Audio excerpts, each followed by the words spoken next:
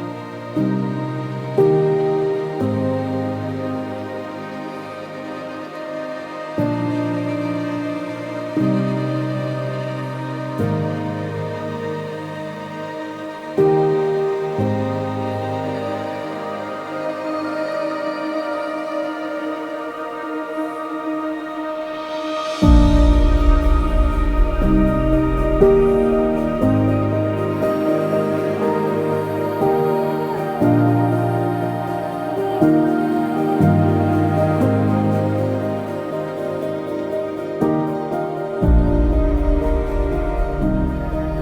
the first thing is security.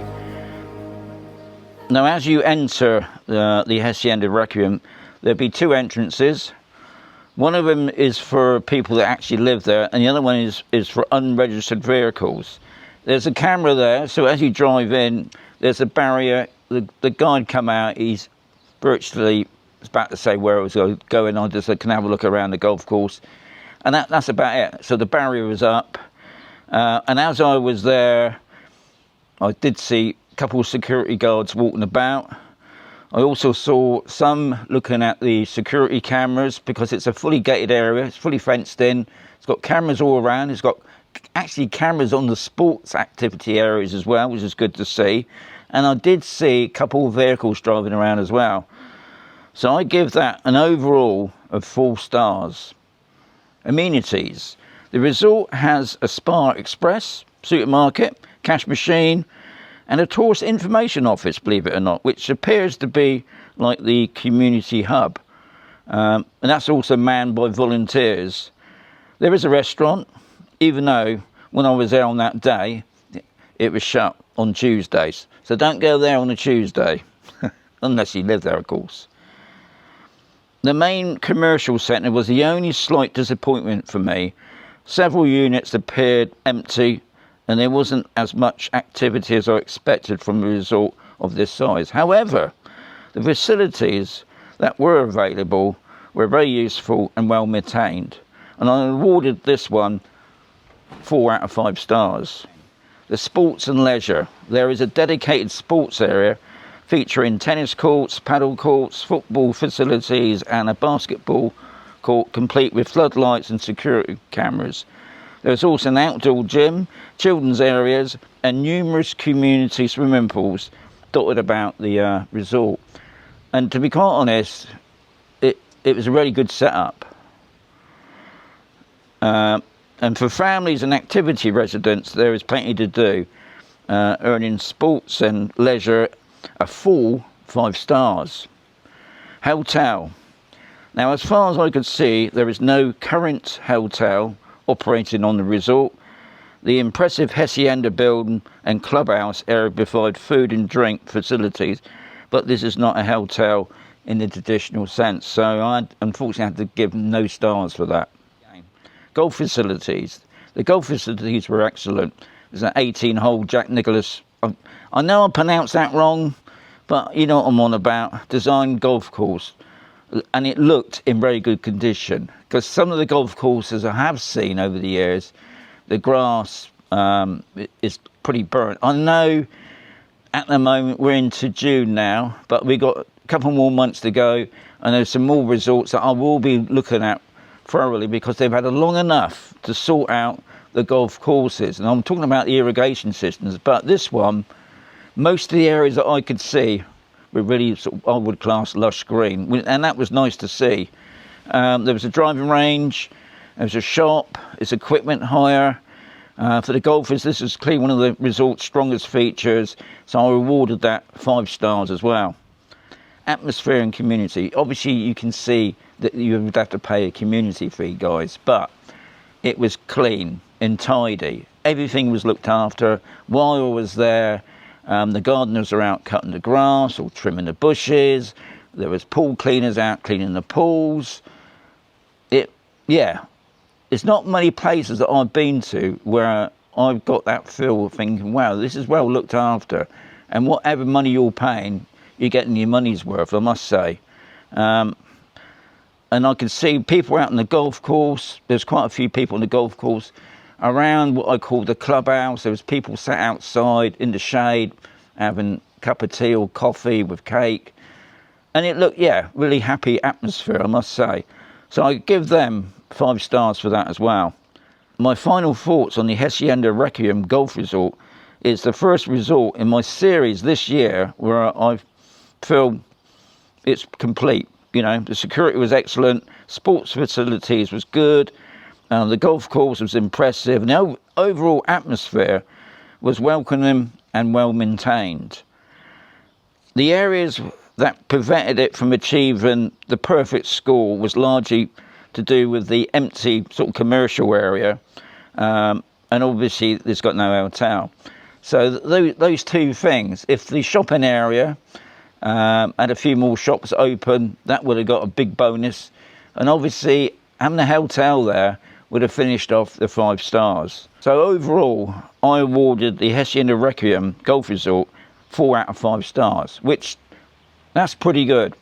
To get 5 stars, guys, it's got to be good. But 4, that's excellent. Right, I need to say this at the end, obviously. A disclaimer: this review is based entirely on my own observations and opinions during my visit. I do not live on the Hacienda Riquelme Golf Resort, and this video should not be considered professional advice. If you live there, own a property there, or regularly visit the resort, please share your experiences and opinions in the comments below. I'd love to hear and what you think, and whether there's anything that I may have missed during my visit.